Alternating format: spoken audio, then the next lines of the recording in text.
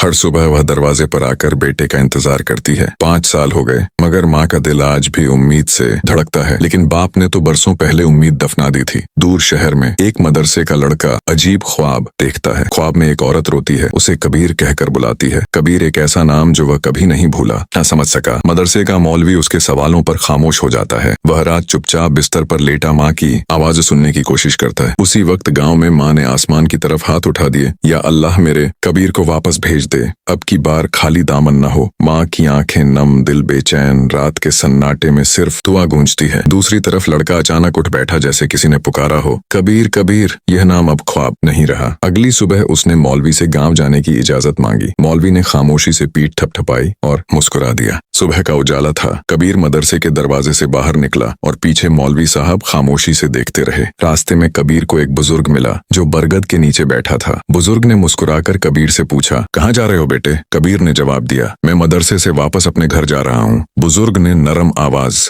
में कहा, तुम्हारे वालिद बहुत फिक्रमंद हैं, जल्दी घर पहुंचो। कबीर ने वादा किया, मैं फौरन घर पहुंचूंगा, अब्बू से मिलकर सब कुछ बताऊंगा। कबीर ने अपने बैग को मजबूती से पकड़ा और देहात की समत रवाना हो गया। जब कबीर चल रहा था तो उसने गांव के बाजार के रंग बिरंगे मंजर देखे। एक फकीर कबीर के पास आया और कहा, बेटा कुछ खाने को है? कबीर ने अपने थैले से रोटी निकाली और फकीर के हाथ में रख दी। फकीर ने रोटी लेते हुए कहा, बेटा तुम जैसे लोग ही इस दुनिया की रोशनी है, खुदा तुम्हें माँ से जरूर मिलाएगा।